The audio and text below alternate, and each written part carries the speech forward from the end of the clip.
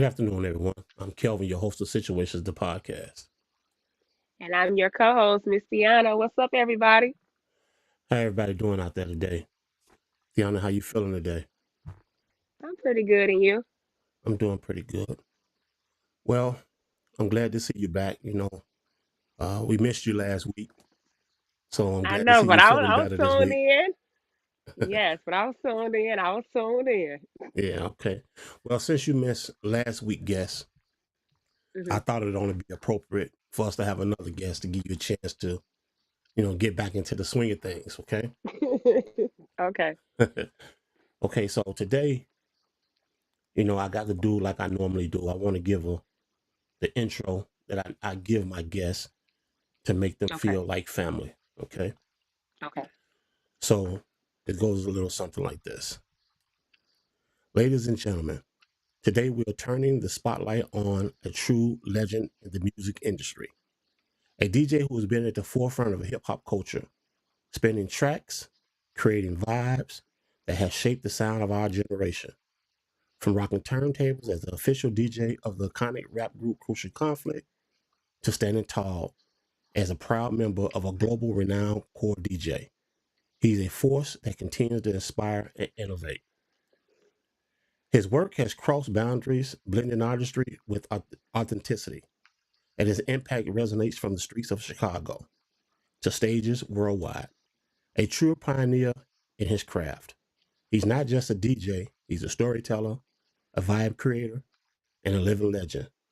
So let's give it up for the one and only DJ QBall.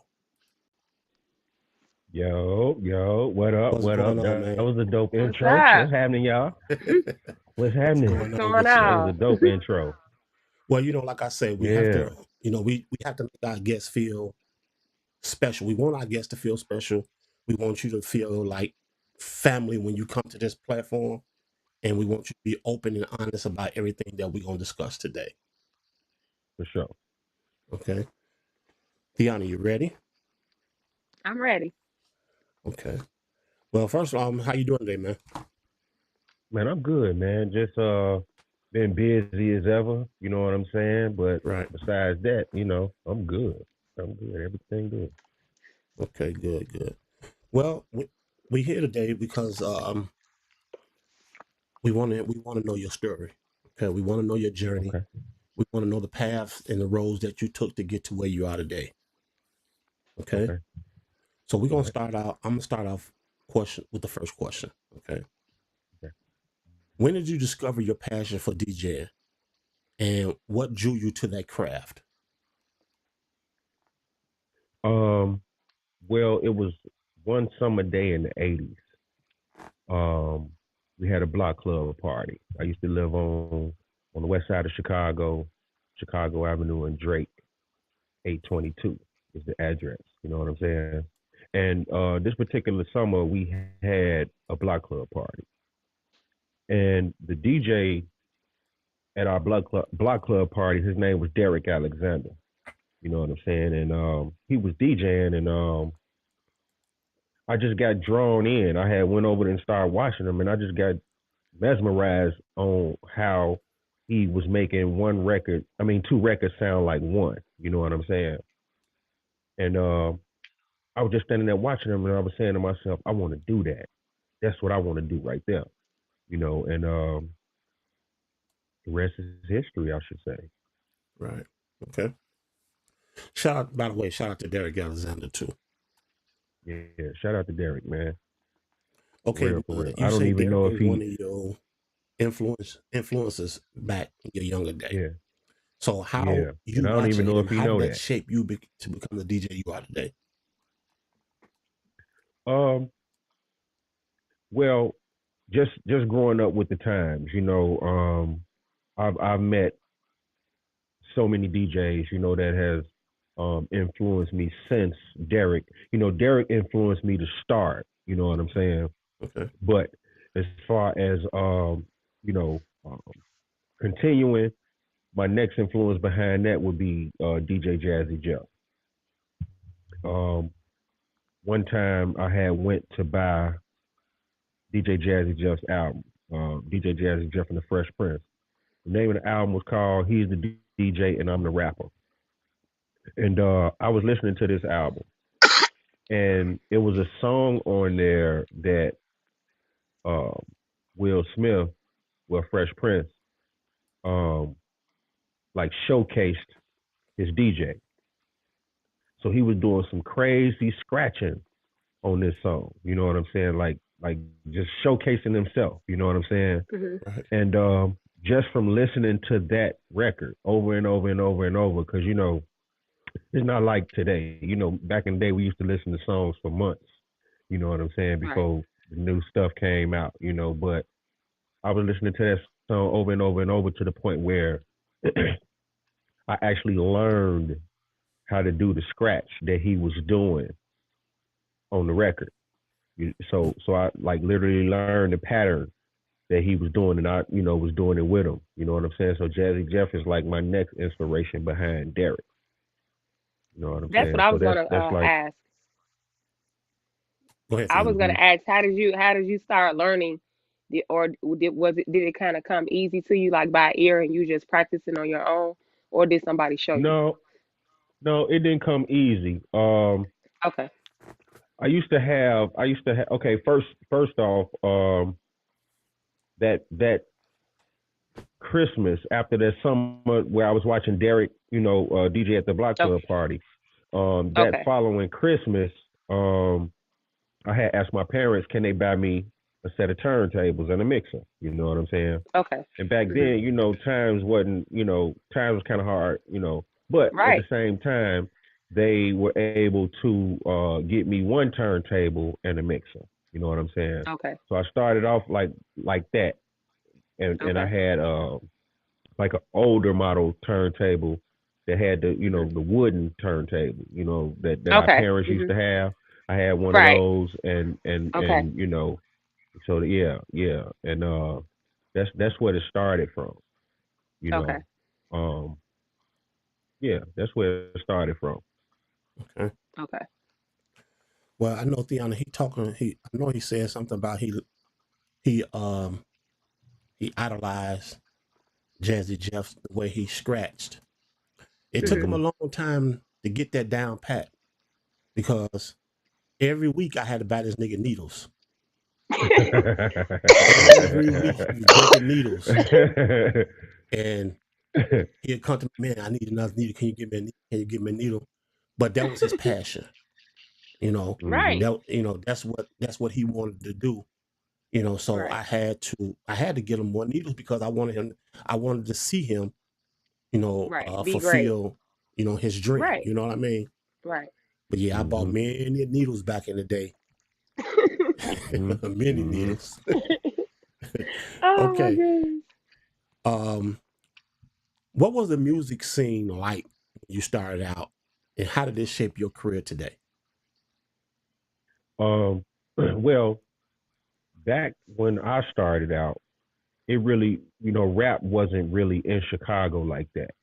We was the DJs was playing like house music and um, Mhm. like beat tracks. You know what I'm Okay. saying? So that's what the music was like in back in the day. Like, because I used to DJ at a place called Hot Wheels. It was a skating rink. They used to be on Chicago Avenue and Pulaski. Right. You know what I'm saying? And Okay. it used to sit right there on the corner. And I used to DJ there, and I was the youngest DJ there. I started like DJing up there at like 13, 14 years old. I wasn't even supposed to be in there, you know. But Okay. um, and the reason that I ended up DJing there is because I used to like get my little allowance or whatever, and I used to go buy records at this place called a Okay. flea market. If anybody watching, you from Yes. Chicago on the west side, you know about the flea market on Division. You know what I'm Absolutely. saying? Absolutely. Yes. Absolutely. So I used to go to the flea market every weekend, and there was a Spanish guy that had a space there. Name was Andre, and I used to buy all my records from Andre every week. And Mhm. the records that I used to buy used to be test pressers. And what I mean by that is he used to get the records before they actually came out. And the way he sold them, Okay. they had white labels. They had white Mhm. labels on them. So Okay. as a DJ, the next DJ didn't know what you were about to play because people used to like to peep at your records and see what you playing, like look at the name of it. You know what I'm saying? So I Okay. had a whole bunch of records Right. that nobody else had, and they didn't know how I got them. So the crazy part is, I used to come up to Hot Wheels and I used to carry my records with me. You know what I'm Mhm. saying? And I used to stand in front of the DJ booth and hand them the records like, hey, y'all play this, play this. And when they listen Mhm. to what I'm handing them, they just couldn't really Mhm. take it no more every week. They were like, man, where's you Right. getting these records from? And they invited Okay. me up to the DJ booth, and the rest was history behind that. Mhm. You know what I'm saying? And I started DJing Okay. there every week, and just I actually took somebody's spot too. They Right. didn't even want this other person to DJ no more after I came up there. Sorry to Yeah. that man, as Kiki say. Yeah, All right, we got yeah, it's somebody in crazy. the chat. We got Elizabeth Marie. Salute. She said salute. What up, Liz? What up? What up? Okay. Um, I want to show love to the chat right quick. My man tuned in. Tone. Tone, what's good? We see you, bro. What up? What up, Tom? What's happening? Okay. Um, how did you become a core DJ, and what has that journey been like for you? Um, Well, okay. okay. First off, before you answer that, Mhm. for those that are tuned in and those that may watch this later, before you answer the question, explain to them what a core DJ is. That way, everybody understand, what we're talking about. Okay. The core DJs is a collection of people that are not just DJs. We have record executives, DJs. We have radio personalities. We have um, radio station owners. We have program directors, mix show directors. We have everything from A to Z that can move an artist from one position to the next position. You know what I'm saying? It's just a collection of more than 500 DJs plus those other titles that I gave you. Um, that's a collective, and um, yeah, that's what the core DJs is. Okay. It's the biggest DJ coalition in the world. Okay. So, And so how? so Okay, go ahead. oh, I was gonna No, no, I was no. gonna get into how I got in there. Okay, go ahead. Okay, so I just made my 6 year anniversary last week. It just made 6 years. Congratulations. Thank you, thank you. So, um, You say how many 6 years years? ago, How six, many years has it been? six. Okay. Yeah. So, 6 years ago, I woke up one day and I decided that I was going to quit my job. You know what I'm saying? So I actually quit a number of things like the same week. You know what I'm saying? Because I just needed to really focus on myself. You know what I'm saying? And but I didn't have no idea of what I was gonna do next or nothing. You know what I'm saying? I just knew that I needed to leave that job and I needed to leave it ASAP. You know what I'm saying? So that's what I did. I quit with no warning, and that was that. And then this one particular day, um, maybe a month after I quit, uh, maybe a month and a half, 2 months, maybe I don't know, but one of my guys, his name Core DJ King Rob. Shout out to Core DJ King Rob. He hit me up and he was like, "Hey, bro," he was like, "Man, the Core DJs is having a retreat in Atlanta, and I think you should come." You know what I'm saying?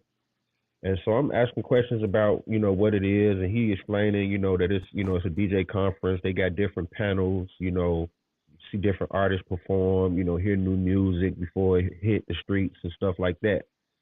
So I'm like, okay, cool. I ain't got nothing to do. I got a couple of dollars. I'll go. You know what I'm saying? So I went.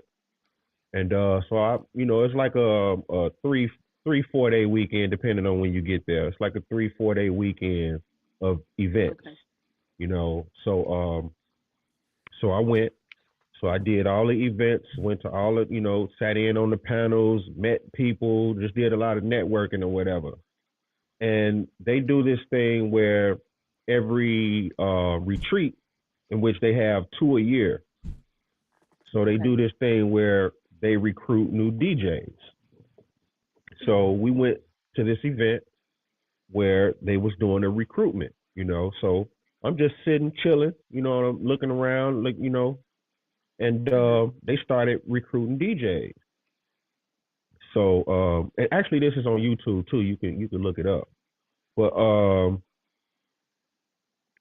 my guy King Rob grabs the mic. Like it was two other inductees. Mhm. Um, both were from both of them were from Kansas City. And Okay. so after they were inducted, my guy King Rob grabs the mic and he started talking, and all of a sudden he said, "I would like to bring one core DJ from Chicago. Give it up for my man DJ QBall." And I was like, and the crazy part is I didn't know nothing. Like they kept it from Right. me. Um, Everybody started walking up to me like, "Man, you don't know how hard this was keeping this from you. We been knew you was finna get inducted, all type of stuff." But the Oh, crazy that's part what's is, up. yeah, that was cold because I could have easily said, "No, I'm gonna chill. I'm gonna stay at the crib." I could have easily Right. said that when because the way he asked me, I could have either said either I'm gonna go or I'm Right. not. Right. You know what I'm Right. saying? But I just so happened to decide to go, and Mhm. from the next day, everything been up since. Wow, that's what's up. He knew. That's what's up. He knew how serious you was, and it was like your steps was divinely ordered. You just had to And keep walking but and saying yes. this is another kicker. In order to Mhm. get into the core DJs, your region has to vouch for you, meaning Okay. that you got to have 3 to 4 people vouch for you from, like, say for instance, I'm from Chicago, so it would have to be three to Right. four DJs from Chicago in the core Right. to say, "Hey, you need to get this guy in." You know what I'm saying? Okay. Right. But that didn't Mhm. happen. That didn't happen for me. Okay. It was people from Indiana, and Okay. that's rare. You know what I'm saying? Mhm. That's rare. So I got put in because I got noticed from people in Indiana. You know what I'm Okay. Okay. saying? Mhm. So yeah, so I just thank my boy King Rob, because he didn't have to, even do that. You know what I'm saying? And and Right. and he stuck his neck out and did it. Right. Right. Okay. Shout out to King Rob, for not being the Okay. gatekeeper. It's we was just talking about this just yesterday. You We know, was. Yeah. Yes. it's the same thing. Yep. Keep pushing, keep moving, keep striving. Some doors will eventually open. Mhm. Yep. Okay, let's move right along. I want to talk about you being the DJ. For those that don't know, um, I want to talk about you being the DJ for Crucial Conflict. Okay, Okay. how did that connection come about with you and Crucial Conflict? Well, everything started. Me and Wow been side by side. Wow Style, for those that don't know. Me and Wow Style been side by side since I was like 11, 12 years old. Right. You know what I'm Okay. saying? Both in the same sixth grade classroom. We both made doubles. We both never went to seventh grade. We both graduated out the same eighth grade class. We wore the same tuxes. We wore the same colors. You know what I'm saying? We was joined at the hip since 12. Mhm. You know what I'm saying? 11 years old. And we just been connected since. And Crucial Conflict. Shout out to Rocky G. Rocky G is one of Wow's friends who actually came up with the name. Okay. You know what I'm saying? So I've been around since before the name Mhm. Crucial Conflict, actually. You know, so yeah, that's where the connection started at. You know Okay. what I mean? And yeah, so it was like Crucial Conflict had different. You know how Menudo had different members. The group Menudo, y'all do y'all know Right. about I'm Menudo? familiar with that. I don't. Yeah. So okay, so Crucial Conflict originally was Kilo and Wild Style. You know what I'm saying? And I was Okay. around for support at the time. You know what I mean? Mhm. And then um, it became Wild Style, Kilo, Tony, and Gino. Tony and Gino, those are my two cousins. For those that don't know, Right. you know what I'm saying. Okay. So if anybody know about the Crucial Times album, you can actually Google that album, Crucial Times by Crucial Conflict, and you will see those four on the cover. You know what I'm saying. Mhm. And then behind that is when Cold Hard and Never came. You know what I'm saying. Okay. So I've been around since before the name all the way up. Okay. Okay. So, what was it like being a part of that group during the rise of the hip hop world? It was dope. It was super dope because like I got a chance to like see a lot of stuff. You know what I'm saying? I got a chance to see a lot of stuff. It was a lot of stuff that I didn't see too. You know what I'm saying? Okay. So, because there was a lot of places they went, I couldn't go because I had a regular Right. job. You know what I'm saying? I had a regular job. Their whole career, I had a regular job too. So it was certain things that I couldn't do and couldn't. It was certain places I couldn't go with them. You know, but Okay. Mhm. yeah, but the places and the people that I did get a chance to see and meet, and the things I got a chance to do, like it was crazy because we was just some young kids from the west side of Chicago that Right. was used to watch TV and see all these rappers and stuff, and ended up meeting most of them, or if not all. You know what I'm Right. saying? So it was a super dope experience. Right. Okay. Well, Yep. everybody know that Crucial Conflict is really known for their hit single "Hey." Yeah. What was your role in shaping that live performance when you DJ'd that set? Um. Well, um, the live performances, it was like surreal because when I was DJing for them, I would be like the first one on stage, bringing them out. You know what I'm saying? I would have to like try to get the crowd hype, introduce them. Y'all ready for Crucial Conflict? Make some noise. Y'all put y'all phone lights on, all that type of stuff. Right. So Mhm. that right there, just it was just surreal, because we done did the United Center, 20, 30,000 people, you know what I'm saying? And we done did big crowds to the small. You know what I'm saying? Okay. So it's just the feeling is surreal, you know. Okay. So, hmm how did you handle the challenges of being a DJ in a group that was new and breaking ground? Um, Actually, it really wasn't no challenges for me. It really wasn't no challenges because like Crucial Conflict like had it natural. It's like it was something we had natural because Mhm. it like we never even like rehearsed really like certain things. It was just natural. We all was around each other so much. We all Right. knew each other. We all played off each other. It was just natural.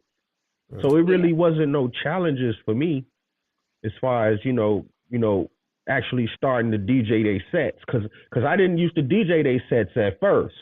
You know what I'm saying? Because the technology had changed. Because at first Okay. we used to do shows off what you call DAT tapes, Mhm. DAT, and those are digital audio tapes. You know what Okay. I'm saying? So I used to be with the sound man with the DAT at first. I wasn't DJing for them. I just used to have the DAT, and I'd be by the sound man, letting them know, okay, stop right here, or play this, or this. You know what I'm saying? Okay. That's how, and then it transitioned when the technology changed. You know what I'm saying? When the technology changed, and they got this machine that I had always wanted, man, but I never got a chance to get one, and it was called I almost said the name of it, instant replay. That's what it was called, and all the DJs that I used to see on stage, they used to have this machine called instant replay. And instant replay was Okay. basically like a push button machine where you just hit the button and the music play. You know what I'm saying? But the DJ have control of it other than the sound man. You know what I'm saying? Okay. So I used to always want one of them machines, but I never got a chance to get one. You know, and then Wild Style ended up getting a version of it.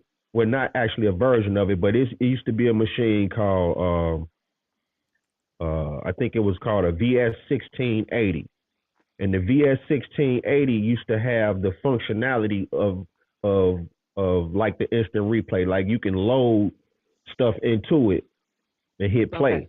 So we used to carry that around a little bit, you know. And then technology changed again, and I ended up buying a controller. Well, not this one. This is like newer, but I ended up getting a controller, and that's when the on stage stuff started. Okay. Okay. When I ended up getting the controller, I bought the controller like years ago, and yeah, the on stage stuff started then. Okay.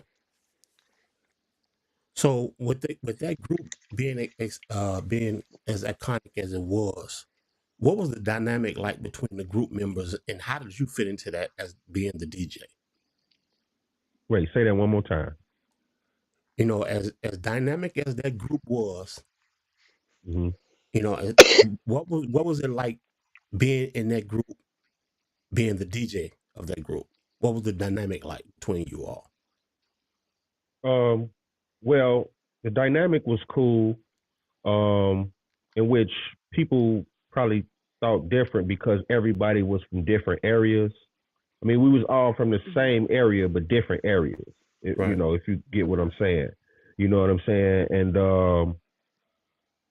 as far as me, you know, like I said, me and Wildstyle have been joined at the hip forever. You know, so um, the dynamic was good. It was like it was cool. You know, because I was always there. I was always around. You know what I'm saying? Until Hmm. one day, we at the studio, and how the studio was made, it was like kind of long. It was real long. You know what I'm saying? And the booth used to be towards the front, and the control room used to be towards the back, like off the kitchen. You know what I mean? So Hmm. I didn't know how to work no equipment, like as far as recording. Like I didn't know how to work nothing. All the big boards and knobs and Hmm. levers, and I didn't know how to do nothing. You know what I'm saying? So the guys, they used to, well, Wild Style, he used to hit record in the control room, run out of the control room all the way to the booth, close the door to record their vocals. You know what I'm saying? And at that time, you know, they was recording on tape, on reel to reel. You know, so it was like a lot of like different background noises that they didn't want in the songs, and Right. Right. stuff they had to record over because you couldn't just erase it and or record over it how they do Right. now.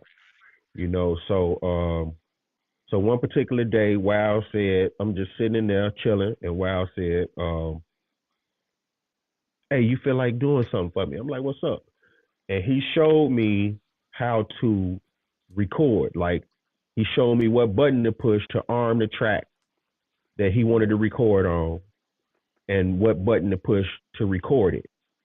You know what I'm Okay. saying? So that Okay. eliminated that eliminated him or any one Right. of them running from the control Back room and into forth. the booth. Right. You know what I'm saying? And that's where me starting to engineer or assist with engineering. That's how that started. You know what I'm Okay. saying? And so yeah, and I learned from there. And um, so that's how the dynamics was. So basically, I had something to do now, because they was writing, they was Right. recording, and I was engineering it, assisting with Wow on pushing the button or arming the track while they in the booth, so they ain't got to run to the booth and close the door and hear all the noise and all that. So that eliminated that. You Right. know what I'm Okay. saying? So the dynamic, everything worked out. Okay. Uh, let's talk about memorable moments with the group. Can you share Okay, a memorable moment, whether it was in the studio or on tour? I got a lot of memorable moments. The one that stands out the most is Snoop. Okay. You know what I'm saying? Like, I've had a chance to be around Snoop multiple times, like up close and personal. In his hotel room, chilling. Um, yeah, stuff like that. Like just meeting celebrities that I thought I would never meet. You know what I'm saying? Like I've met basically everybody. You know what I mean? So I have a lot of memorable moments. But it's like most of my memorable moments is like kicking it with the celebrities.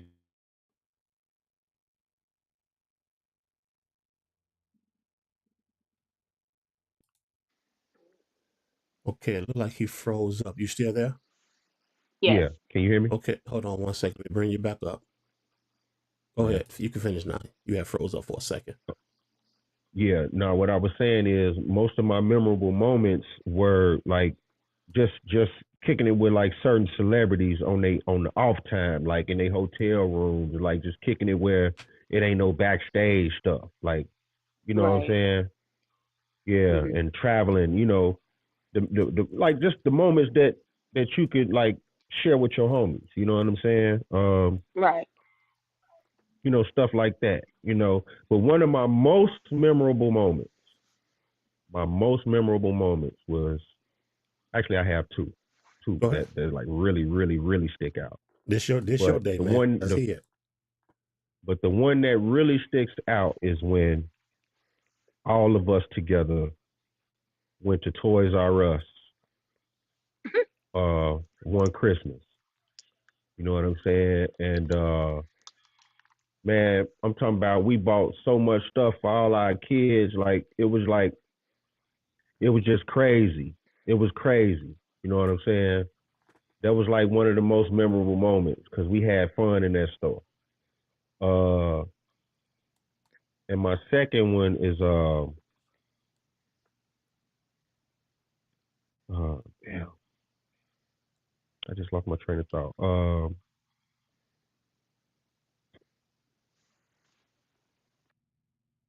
I'm gonna come back to it. Let me think for a second. I'm gonna come back to it. Okay. Okay. For sure.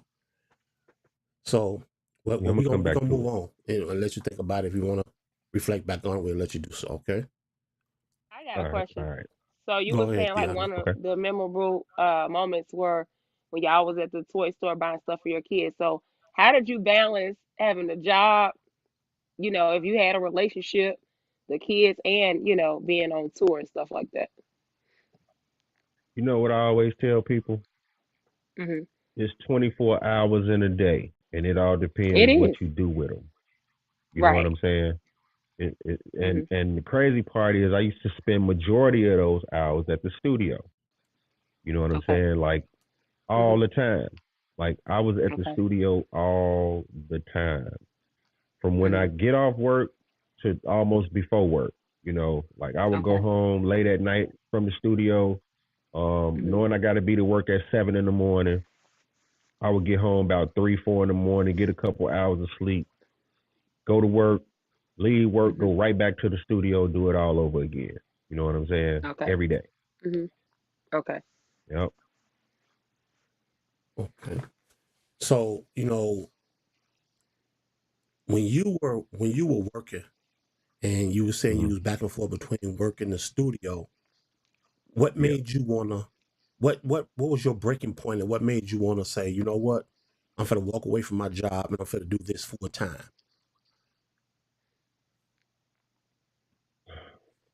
Um. Okay. So. I had been working at my job for like 26 years before I left. I started at my job Okay. straight out of high school, like straight Mhm. out of high school. You know what I'm saying? And it had just got to the point. Well, first I had been wanting to leave my job way before I actually left. Like years before I actually left, I had been wanting to leave. Right. Mhm. But I didn't, I stayed, because my family, a lot of my family had worked there. My mom, a lot of people know my mom, and a lot of things that I do, I think about my mom when I do it. You know what I'm saying? So it's a lot of stuff that I don't do because of my mom. Not to say that I Okay. want to do things, but I think about her with all my steps. You know what I'm saying? Right. So at the times where I wanted to quit, she didn't want me to quit. You know what I'm saying? Mhm. She didn't want me to quit because I used to talk to her about it and I used to let her know Right. how I felt, but she didn't want me to quit. So I stayed, you know, but it had got to a point where, like at the time when I did quit, it had got to a point where I didn't care who said what. I'm leaving. Mhm. I don't care. Right. I didn't know what I was gonna do when I left. I just know I needed to leave because it had got to a point where I wanted to physically touch people. You know what I'm Right. saying? And before I started physically touching anybody, or have a nervous breakdown because I can't touch nobody, I decided to leave. So that's what I Okay. did. Okay. Okay. Well, I mean, that's justifiable. Yeah. You know, I Absolutely. would prefer you see you leave than, like you say, physically assault or harm somebody anyway. hmm Okay. And I think I had did my time there. I was actually close to retiring. You know what I'm saying? Mhm. I was actually close. Like I just needed a couple more years. I could have actually retired, but I feel like if I hadn't have left or if I had have stayed, I wouldn't be where I am today. Right. Right. And that's facts. Okay. Well, we all know. Well, most of the people know that only know you from being a DJ and being a core DJ, being part of the iconic rap group DJ. But let's talk about some things some people may not know about you. Okay. Let's Right? talk about some iconic um, films that you've been tied to. Okay. Okay. Let's talk about some of those. Deanna, did you know anything about this, Deanna? I didn't know. Okay, so well here we go. Okay. Let's talk about which way I want to start first. I'm gonna start with Belly first. Let's talk about Belly. All Let's right. talk about your unforgettable scene in Belly and how did that opportunity come about? Yeah. Actually, I got I think three scenes in Belly. Well, two scenes in Belly, I think. But okay. So this is how Belly actually happened. Okay. So one particular day. Okay. First of all, this is something that people may not know. Okay. I I can produce too. I make beats. I just put it on the back burner, and I just stopped making beats, because of everything that I've been doing. You know what I'm saying? So back in the '90s, um, I was making some beats, and it was a gospel artist by the name of Darnell Owens. He is related to a friend of mine. Okay, and he asked her, "Do she know anybody that make beats?" Because he wanted to put gospel words on beats, on like rap beats. You know what I'm saying? So she Mhm. referred him to me. She referred him to me. So they came to visit me. We linked up. They came to visit me, um, and I let them hear like a ton of beats. They end up purchasing 3 beats from me, and they only used one. Okay, so after they picked the beat that they were actually going to use, they called me to the studio And this studio was owned by a guy named Mike Hitman Wilson. Mike Hitman Wilson is, for those that don't know, he is one of the original Hot Mix 5 DJs from back in the day. You know what I'm saying? So we're at Mike Hitman Wilson's studio recording this song for Darnell Owens. Okay. So while we're there, it's a guy that's also there. His name was Andre Mayon. Andre Mayon. So Andre looks at me and says, "Hey, I think I know you." And I said, "Where you know me from?" And he said, "You be with Crucial, right?" I said, "Yeah." He said, "Okay, yeah, my cousins be with y'all." So he named these two guys. He named two names. And I was like, "Yeah, they do be with us. Yeah." He was like, "Man, listen, my other cousin is shooting a movie and I can get y'all in it." I said, "Huh?" He said, "Again, my other cousin is shooting a movie and I can get y'all in it." I said, "Who is your other cousin?" And he said, "Hype Williams. He's shooting a movie called Belly right now and I can get y'all in that movie." I said, "Come on, man, stop playing that. This is the same day I met this guy. He's telling me this. The Right. same Right. day he's Mhm. telling me this in the studio. You know what I'm saying?" So I said, "Well, I tell you what. Here's my number. When you talk to Hype, give me a call." And I promise y'all my right hand. Listen, this guy called me about, I want to say, 2 to 3 weeks later and said, Mhm. "Hype want to meet y'all. Round the guys up." And he called me. I'm at work at the time. He said, "Round the guys up. We got to go to New York. Hype want to meet y'all right now." I'm like, "Huh?" So I said, "Okay, cool." So I um, go to my front office. I tell my manager and them. I say, "I have an emergency. I need to leave." They like, "Oh, we hope everything is okay." Um, something else they said. So I left. You know, I left. I ended up getting up with the guys. Andre came, and we hopped in his Navigator, and we drove all the way to New York. Right. So we drove to an office building. This office building was called Big Dog Films. Big Dog Films was Hype Williams' office. Okay. Okay. So as we're in like the waiting area, Hype, we hadn't met him yet. So we in the, like a waiting area. We just sitting around, not knowing that we not finna meet Hype yet. So, but while we waiting, it's a guy walking around. He got a tank top on. He walking around on the phone,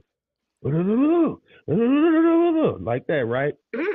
So, um, he get off the phone, and I say to him, I said, "Bro, what's your name, man? Your voice sound familiar." He said, "X, DMX." I'm like, "Word." I'm like, and I shook his hand. This is before he even came out. This is before the world even knew of a DMX. You know what I'm saying? So Okay. I Mhm. shook his hand. I said, "Man, I'm DJ for Crucial Conflict, man. We here." He like, "Word, let's go smoke." So we all went in the hallway, you know, indulged, you know what I'm saying, with him. And we were just out there kicking it. And then we come back in, and this lady comes out. And this lady introduces herself as Hype's assistant. I can't remember her name, but she introduced herself as Hype's assistant. And she said Hype was not available to see us, so she just want to ask us a couple of questions. So she pulls out a video camera and she started asking us these questions on tape. You know what I'm saying? Mhm. So she asked us the questions. That was that. So after that, a couple of days later, we come back to Chicago. So I swear, maybe 3, 4 days, 5 days, I don't know. It was short. Andre called me back again and was like, bro, we got to go back to New York. Y'all got the parts. I'm like, what parts, bro? We didn't even audition for nothing.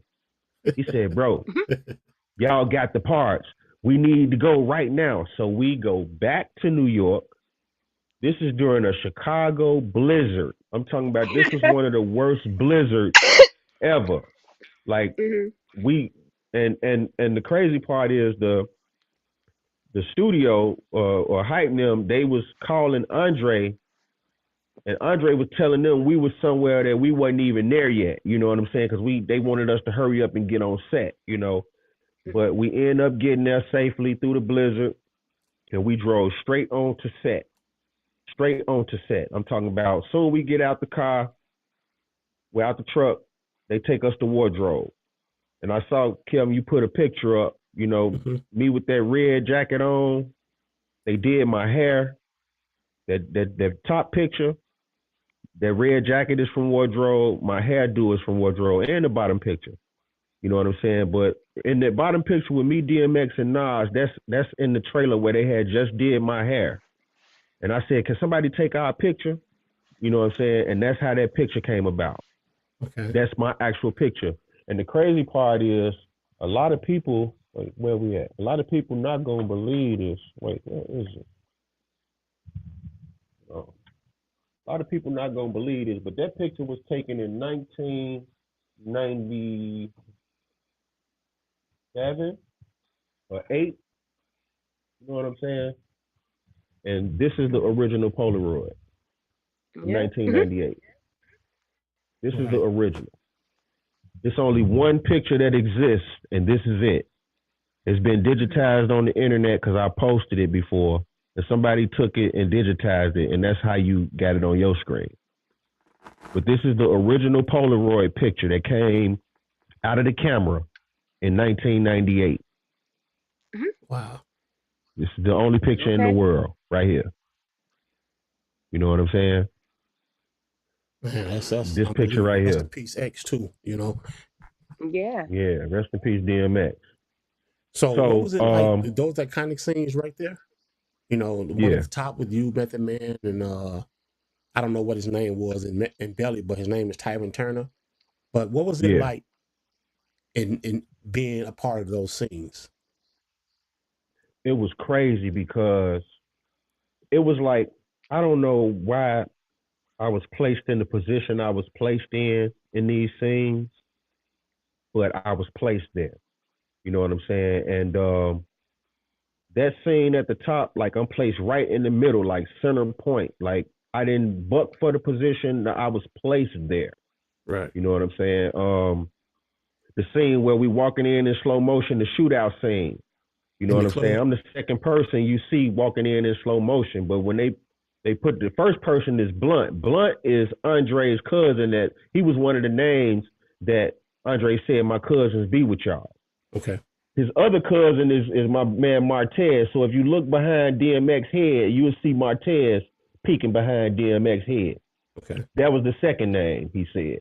So Blunt and Martez is the two names that he said to me that he said he knew of them being with us. You know what I'm Mhm. saying?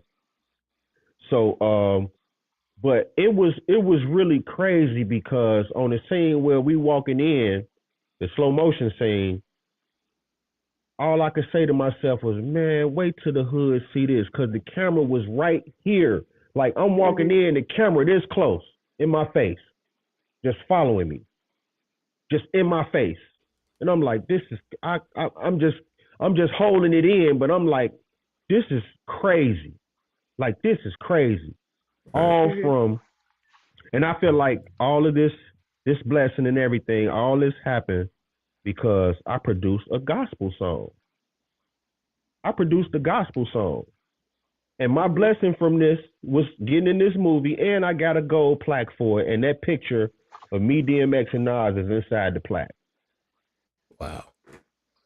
Yeah, the doors open for you, man. When you know, like I say, me and Right. Deanna, we just talked about this yesterday. You know how Yeah. you keep pushing and keep opening, and you keep pushing, and doors will open. Yeah, You know what I mean? yeah. Yeah, that's what And it's that's what all I've been about. doing, man. That's what I've Yeah. been doing. Just constantly pushing. You know what I'm saying? Because I'm not like I well 6 years ago, I got to the point where I was like fed up with a whole bunch of stuff. You know what I'm saying? I was fed up with myself on how I was treating myself, allowing Mhm. certain things to take place. You know what I'm saying? So I had to get away from a lot of stuff and collect myself, get a hold Right. on myself. You know what I'm saying? And I'm here. This is where I'm at. Oh, okay. I can understand You're that. now watching Situations, the podcast with legendary DJ QBall. Do you have any behind the scenes memories of being on set with Nas and DMX and Hype Williams and those type of guys? Let me see. Something that you can share. When we first pulled up on set, right? We standing outside, and this is like right before. I don't know if it was right before we go to wardrobe or right after. It was probably right before, but right before we go into wardrobe, a truck pulls up or is pulling up, and Method Man is in the passenger seat.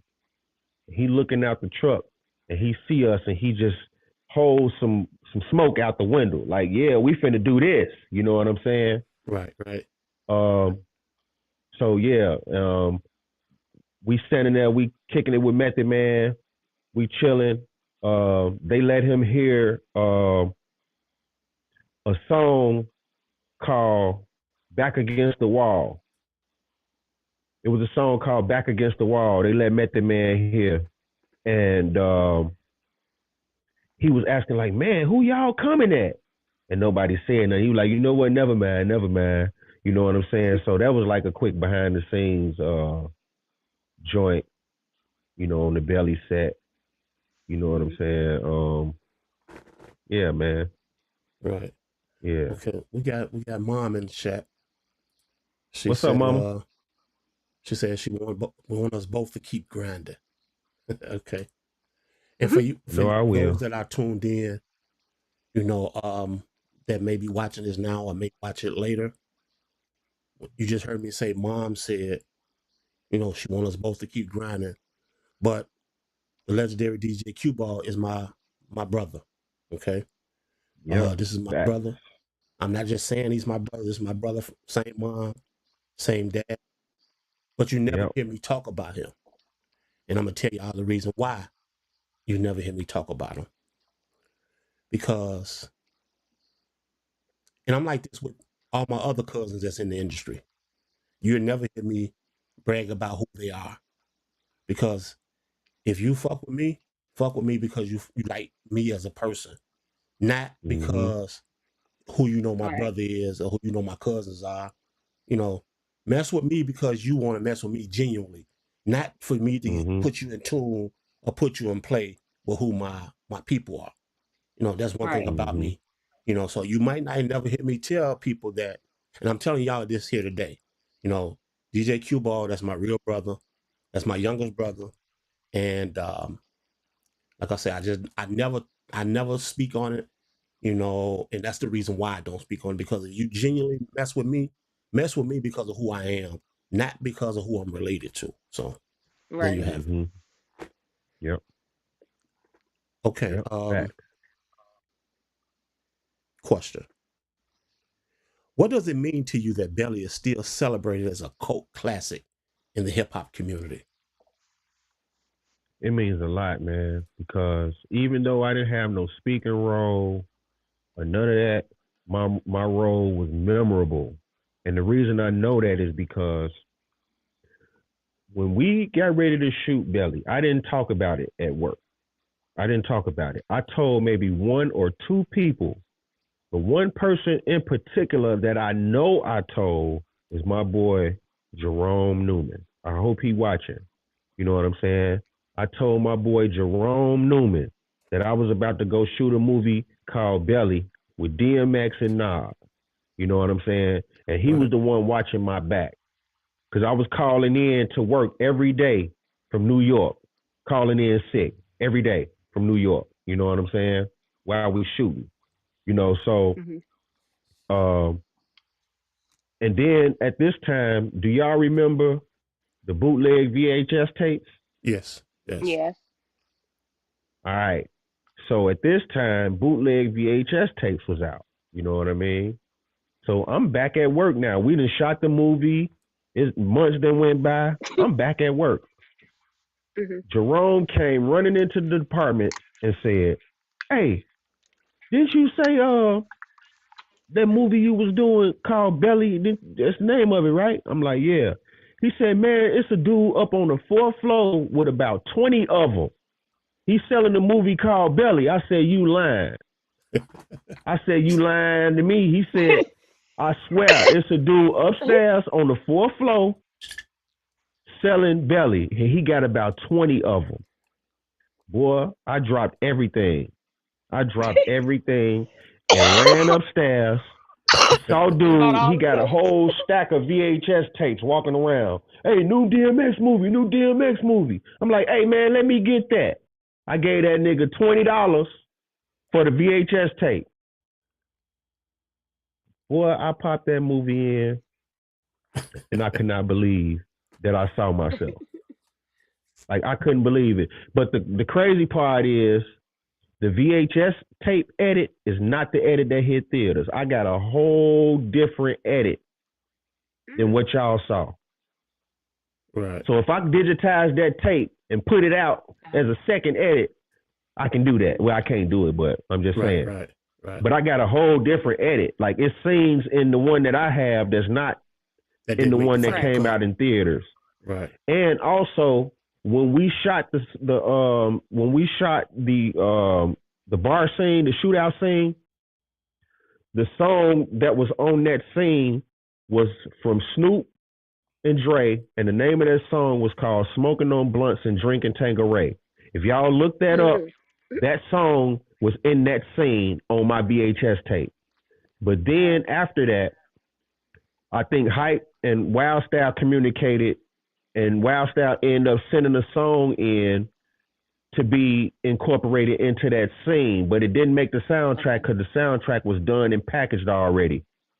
So they put a Crucial Conflict song on the scene, the shootout scene. So that song, that the music y'all hear Hmm. behind that scene is a song called "Swell Up" by Crucial Conflict, and it never came out. Okay. Oh wow. Well, They so just there they you just have it, never y'all. put For the those of song out. y'all that didn't know, Right. I'm he gonna say appeared. maybe they better go put. Maybe they still can put it out. Right. Yeah, There it you have it. it's definitely like because people been asking for that song for years, Hmm. like since Belly, like people been wanting Okay. that song, So Hmm. yeah, Okay. So now let's speak about another role. Okay, all another right, role that you appeared in that I'm pretty sure people may not know nothing about. It was a documentary movie. Let's yeah, talk about that for a minute. Let's talk about Hoop Hoop Dreams, Dreams. It's a, yeah, how was that? How did you get involved in that? How did that become a thing? How did you make that possible? Before you answer, I want to give a well, major shout out to my boy Arthur AG, man, Will Gates. Hoop Dreams, the 30th anniversary. I want to say congratulations to both of you guys, man. Keep pushing, Yes. keep pushing. yeah, So now you're seeing in Hoop Dreams. yeah. How did that become a thing? Okay, so before I even get into that, again, shout out to Arthur AG, shout out to William Gates. You know what I'm saying? I really did have hoop dreams. Like I wanted to hoop because of Kelvin. Because Right, Kelvin was right. like a real, like Kelvin could have went to the league for real. You know what I'm saying? Like Kelvin could have went to the league for real. But life be life and shit. But it is what it is. But I wanted to hoop. I wanted to hoop too, but I really wasn't as good as he was. You know what I'm saying? But I used to play summer league basketball for a team called Georgetown, the Hoyas. You know what I'm saying? I used to play summer league basketball for the Hoyas. And Arthur AG was on that team. You know what I'm saying? Me and him was on the same summer league basketball team. First Okay. off. And at that time he was going to St. Joseph, I think. And Hmm. and then all of a sudden, one day I'm at school. I went to Marshall. I'm at school, walking through the hall, and in comes Arthur AG Mhm. and about 7 white people with cameras. Like, Mhm. and I'm like, what's going on? Like, now when these people start walking around with him with this was like the first reality show. Like, this was the first of this. Right. Like, we have never Right. seen nothing like this before. You know what I'm saying? So he walk in, he was like, he called me by my real name. You know what I'm saying? He was like, man, what's up? I'm like, what up, boy? What you doing here? You go here now? He was like, yeah. He was like, where your locker at? I'm like, right upstairs. He was like, come on, we finna be locker partners. And that's how that happened. So that scene that you see, that picture you put up there, when they was filming him one day, we was that's in front of our locker. That's actually in the movie. You know what I'm saying? That's actually the You That's were just actually younger in in the the right movie. QBall place right at the there. right time. Yeah. Yeah, I was in the Every right place at the time. right time. Cause see, we knew each other from being on the Hoyas together, and I just so happened to be walking past the front door.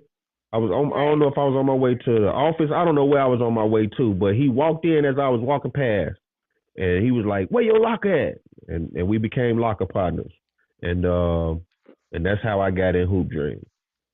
Okay. Shout out Marshall Commando. Yes, sir. How she went, Yes, just so sir. Deanna went to Marshall as well. Oh, okay. You know, Commandos. Okay, all right. We all commandos. Deanna, if you can hear me like you froze up a little bit. Yeah. Yeah, she went to Marshall with us. When she come back in, I got a little backstory I want to tell before All we right. move on. Okay, I think she's back with us now. Okay, there we go. Well, okay, Deanna, I'm gonna give you a little backstory about this here too before we move on. Okay. Like he said, I went to Marshall. I played for Marshall. I was one hell of an athlete at Marshall, Okay. and I knew my younger brother. I knew he wanted to play basketball. So he might not remember this story I'm about to tell you, but I remember it. This is something I will always remember that he told me this.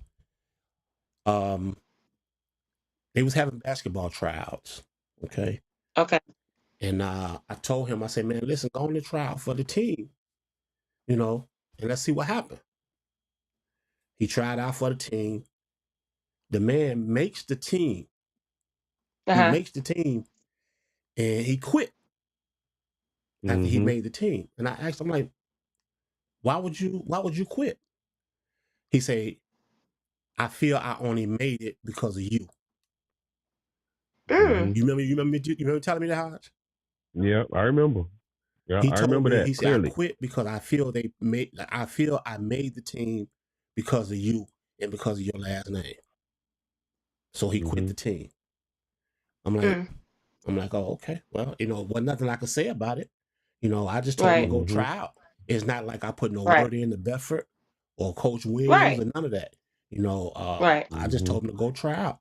And he ended up making the team. And then sometime down the road, he quit.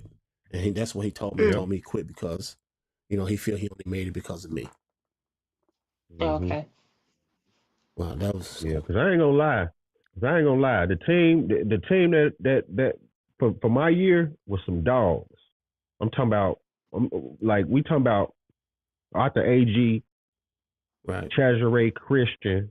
Right. Um, Matter of fact, I think um, they ended up winning the title that year too, right? Didn't they win I state that think year? so. Yeah. I think They, so. they I'm talking won about state they that was year. some dogs. You know what I'm Yeah. saying? And I know for 100%, I would have rolled the bench. 100%.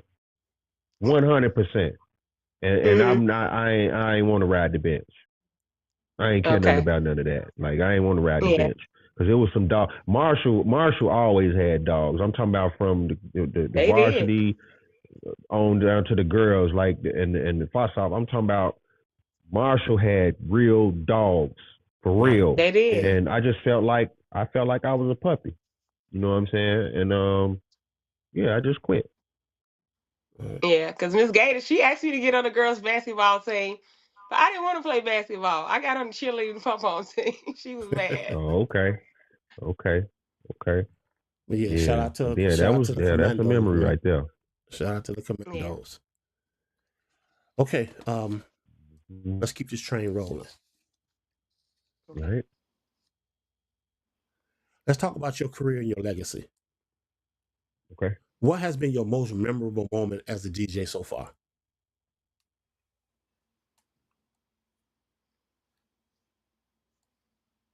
My first radio station. My first radio station because um, that's always a DJ's dream. You know what I'm saying? Is to be a DJ on the radio. Okay. So shout out to Homer Blow if you ever see this. Shout out to Homer Blow. He invited me to come on to his station. This was a Milwaukee station. So yeah, my radio career started in Milwaukee. You know, Okay. so yeah, that's my most memorable moment as far as that goes. You know what I'm saying? But now I'm on multiple stations, and I own my own station as well. So Okay, give us your shameless plug. CRSMG Radio. Make sure y'all download that app. It's free. It's in the App Store and the Google Play Store. CRSMG Radio.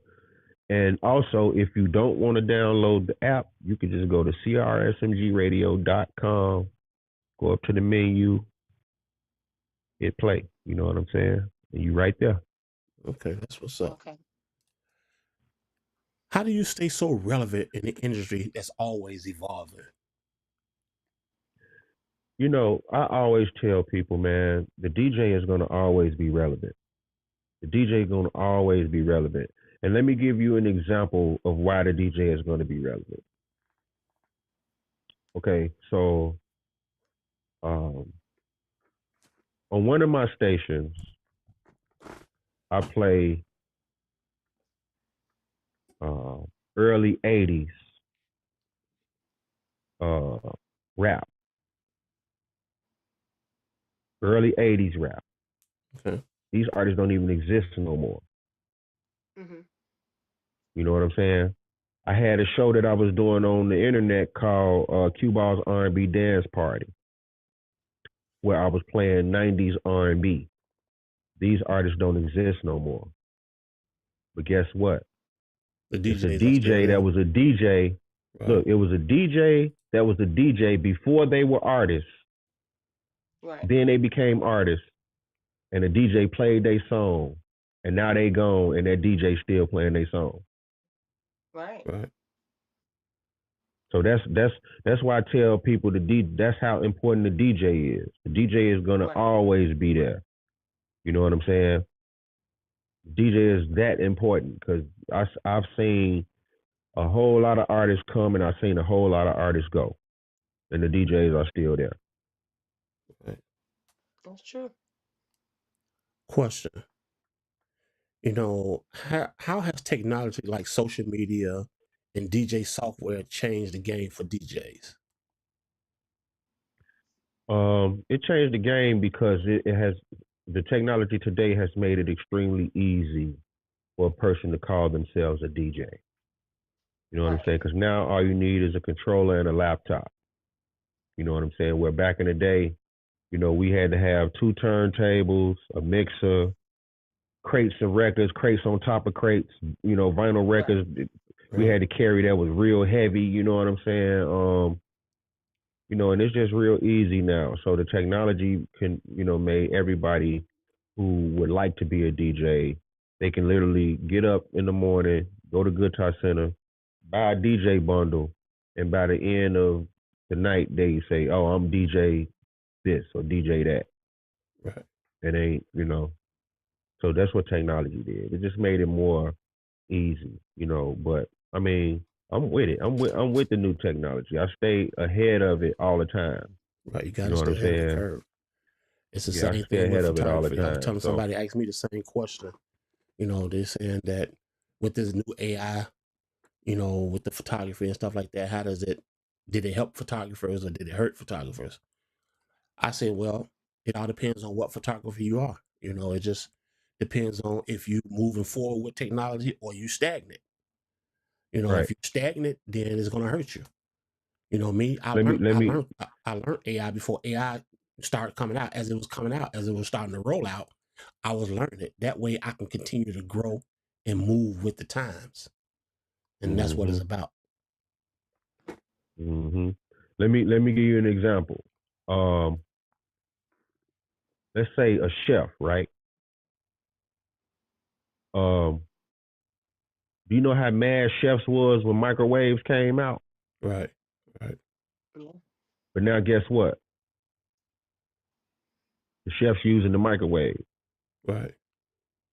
Yeah. You feel me? You got to keep Right. up So with the so times. you got to keep up with the technology and the times, or else you're gonna be lost. Because right Right. now, there's people out here that I don't know if we froze or not. I mean, No, I'm you're not not froze, froze. but I think y'all froze on Facebook though. I don't think I think y'all well, you froze go on ahead. Facebook. Okay, but damn, what I was gonna say? Um, You're talking about keeping up with the technology, with the chef, with right. the microwaves. Yeah, but I was gonna make a point. But regardless of that, like, yeah, you got to keep up with the time. Oh, I know what I was about to say. There's people probably out here right now that can't even draft an email. Like, can't even like create an email address. Right. Mhm. You know what I'm saying? And probably 40, 50 years old and can't get on the internet and create an email or draft Right. one or read one. Don't even know where to go to. You know what I'm saying? Right. So you have to keep up with it for Yeah, real. absolutely. Absolutely. Hey, Tiana, do me a favor. Tiana, log out and come back. Okay.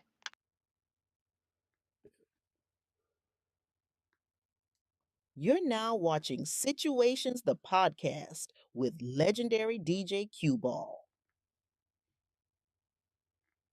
Okay, well, we'll just wait for her to come back in. Okay, here she go. Yeah, Kelvin, I don't know, but you just got me on the screen on here. Oh, there we go. Okay. Yeah. Yeah, but I think it's froze on the book. I'm not sure. Look, hold on.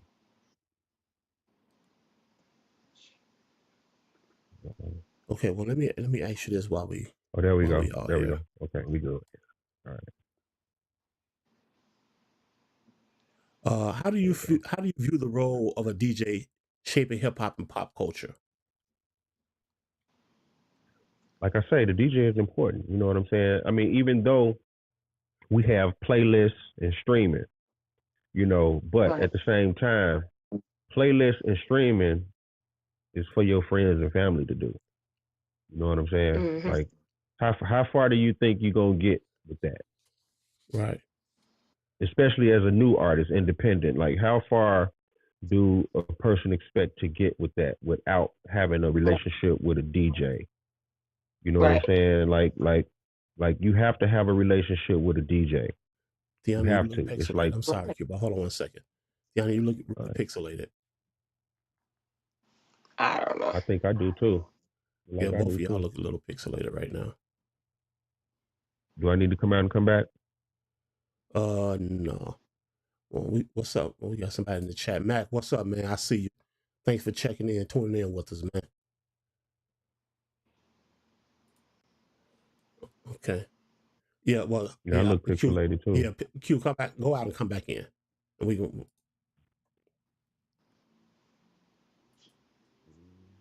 How do I do that? You want me to Hold close on. out too?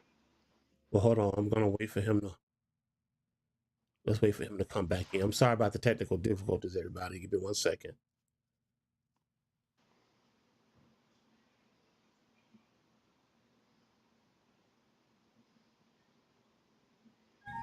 When he come back in, Tiana, I'm going to let you go back out. Okay. Okay, now, Tiana, you can go ahead. Okay, once again, everybody, we're sorry about the technical difficulty that we're experiencing right now. I look cool. Yeah, you're good. All right. Just waiting on Tiana to come back in. Okay, there she go. Hold on. Let me get her back in. Okay, good. There we go. Now that's perfect. Okay, let me actually let's talk about some insights and reflections. What All right. piece of advice would you give young DJs that's starting out? Um, Stay consistent. Okay. Like he froze up Watch. again. I'm froze. No, go ahead. You say stay consistent. Stay consistent. You know what I'm saying? And even when you feel like nobody is watching or showing you love, you have to keep going. You know what I'm saying? Because if that's what you do this for, like off just to get shown love or just for the reaction, you're not gonna make it. You're not gonna make Right. it. You know what I'm saying? At all. So, you know, like I see a lot of people that be complaining about not getting likes or shares on Facebook, you know, they friends and they family not sharing their stuff. I mean, all that's cool, right? The same thing with me, you know, like don't nobody share my stuff, don't nobody like my stuff. You know what I'm saying? Not like people that I know for real. You know what Right. I'm saying? But guess what though? That don't matter because my page reaches 6 to 7 million people a month. Right. And that's not including the people I know. So that's why I say keep going, keep going, because somebody is watching. You know what I'm saying? Right. And I always give this example too, just to kind of ease people's mind on not getting likes and shares. Because when you sitting watching TV and that commercial come on, and you see that new Cadillac or you see that new commercial or whatever it is of an item that you want, you don't get up off your couch and go touch the TV and hit like. You just like it. And if Right. you feel like Right. you want that product, a Big Mac, the Chick-fil-A, whatever the commercial is, if you feel like you want that product, you're going to go out and go get it. That's how Right. I use social media. So I don't care if anybody hit like, I don't care if anybody share it, I don't care because I know they see it. Right. Right. Right. That's all that matter. They see it. I've Okay. We never got complained about shares or why y'all not liking my stuff. I ain't never complained. I have never ever complained about that ever. right. And I've been on Facebook 8 years. Okay. We got a couple chats here. We got Gus Gordon in the chat. He said, "What's up, family?" Gus, we see Cuz, you. what up? We got Patricia Williams in the chat. She said, "Hey, family, keep striving." Thanks, Patricia. Trisha, Thanks, what's guys. I happening? appreciate you guys tuning in All today. right. Okay, what's next for DJ QBall? Any new projects? Any collaborations? Or what kind of goals you have on the horizon right now? Well, I got some stuff coming down the pipe that I can't speak on at this moment in time. Excuse me, but I do have some stuff coming down the pipe real soon.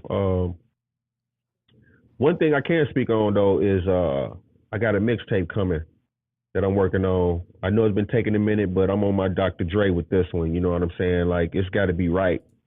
It's got to be perfect. You know what I mean? But this mixtape is me and Twister.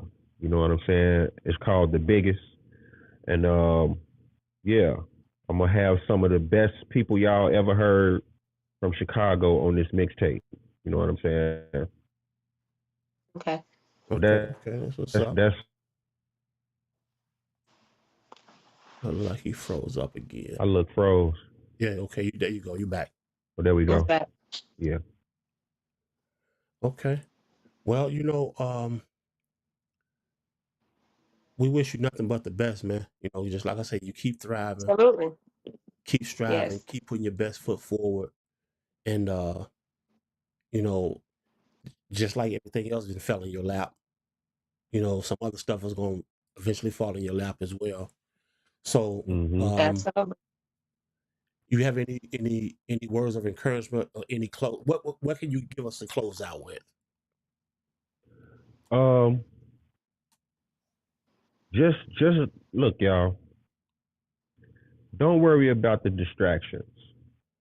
Don't worry about the distractions because it will be a whole lot of things, people, and whatever that will try to distract you to not reach your goals. You know what I'm saying? Right. Think about yourself first. Put yourself first. That's what I had to start doing. And once I started putting myself first, the product of me doing that is what y'all seeing today. You know what I'm saying? Like all these radio stations that I'm on, all these people that I'm meeting, I'm going to celebrities' private residences, hearing music. Um, it's just it's just crazy, man. It's just crazy. You know, I used to give out and show a lot of love to people. You know what I'm saying? Not Hmm. caring that if I got it back or not, because that's just me, you know. But right now, all the love and all that I used to give, I give it to myself.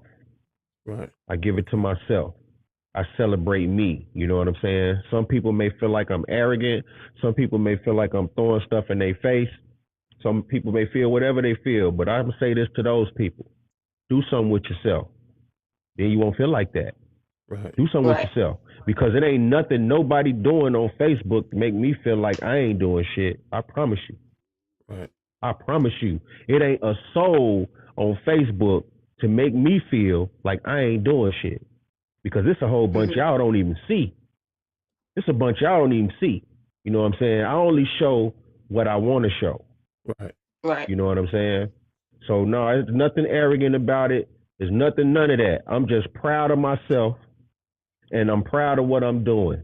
And I'm gonna celebrate all my successes, like I always say, whether big or small. And if don't nobody like it, it's fine. It's fine. But just stop doing this to yourself and just go on and unfriend me off the page. Cause I ain't gonna unfriend Okay. you. I ain't gonna block you or nothing. So stop doing yourself like this. If you don't like how I make you feel by living my life, unfriend me. That's all you gotta do. Right. That's all you gotta do. Cause I'm not gonna unfriend you. You're gonna see these wins and you're not gonna see no losses. Cause I'm a private person. You're not finna see no losses. You're gonna see all wins. So if you don't want to see that, just close the door. Right. Close the door. Because Well, 2025, listen, 2025, separate yourself from all nonsense, man. I did that shit Yes. 6 years ago. I did it 6 years ago. Separate yourself from all nonsense. For real, for real. right. Separate yourself from all nonsense. And I have not been part of no nonsense anywhere in my life. I'm straight. I'm smooth. Everything is smooth. I'm doing what I need to do as a DJ. Um, I'm connecting with the right people. I'm connecting with the right artists, the artists that really want to work. You know what I'm saying? I'm connecting with these people. You know what I'm saying? So, uh, yeah, that's what I'm gonna leave y'all with. Stand Well, on that's y'all what's up. toes, man. That's Stand what's up. 10 Well, we toes definitely down for want to give you your yourself. flowers for sure. Thank you. Thank you. I appreciate it. Yes. Big ups to you for that. Absolutely. Yeah, I Okay. appreciate y'all having me, man. For Like, sure. For you know, sure. cause, Chicago, everybody got their picks and chooses, you know what I'm saying? Right. So so I don't really do too many, I don't really get too many invites to podcasts or whatever, you know what I'm saying? But, I appreciate, the ones that I do get invited to, you know what I'm saying? Well, like I For said, real. one thing about us, over here, you know, Right. we gonna give due where it's due. We gonna if we feel that it's necessary, and we feel that it's time for us to give you your flowers, then that's what we gonna do. We're gonna reach Right. out Mhm. to you, and we're gonna try to make it happen because you know we see you. I see you. I know what you're going through. I know what you're working with. I know what you've Mhm. done. So I figured I Right. want the world to see what it is you've done, but I want them to hear it from you. I Right. want them to Yeah. be able to hear from the horse's mouth, not because of something I'm gonna say. I want them to hear it from you. Because like I Yeah. say, our co-host, she didn't know nothing about you being in Belly. She didn't know nothing about you being in Hoop Dreams. You know, Mhm. so these are things. These are teachable moments. You Right. know, Yeah, man. these are Yeah, teachable man. moments. It's So I kind of wanted to, just like I said, just give you your flowers. You know what I mean? It was Yeah, man. I due. appreciate it. I'm thankful of it all, man. I'm thankful for it all.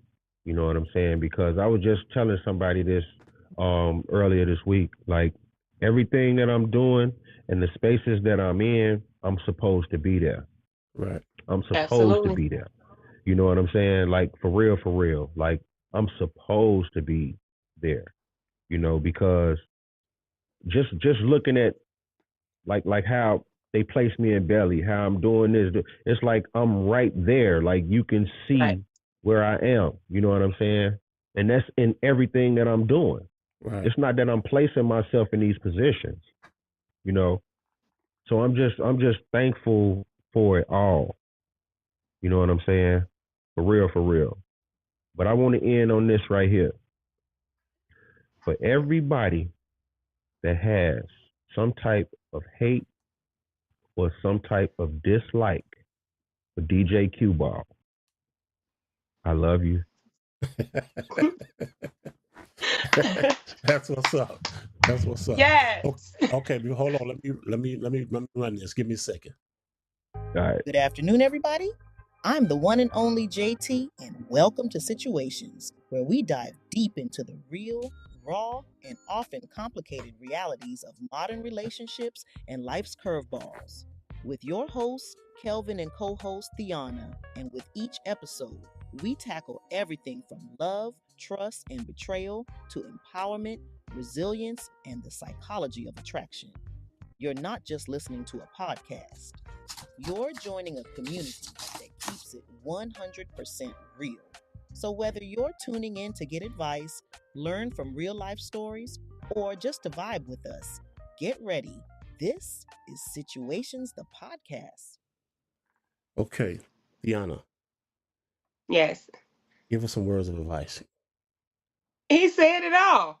I really enjoyed this interview, and I mean he's just, walking testament of when you believe in yourself and your dream and you put in yourself first, because that's what I had to do over these last couple of years. Like really just, a lot of people had to go. I had to eliminate a lot of things before I can start putting myself first. And you do. When you put the work in, you don't need the likes or the validation from other people. And you don't feel like you got lucky from being somewhere. You're there because you're supposed to be there. You put the work in, Mhm. so Right. Mhm. you just got to keep going. Right. Mhm. And just real quick, just to piggyback off you said the likes and validation. Now, the likes Right. and validation that I'm receiving, not to say Right. nobody else is nothing or small, but the likes and validations I'm receiving are from Right. like real people. Right. Like real Right. people that could change lives. You know what I'm saying? Right. Right. Like Right. those are the people who are liking and validating me. You know what I'm saying? Right. Because like I can easily be kicked off any radio station instantly. You know what I'm saying? Right.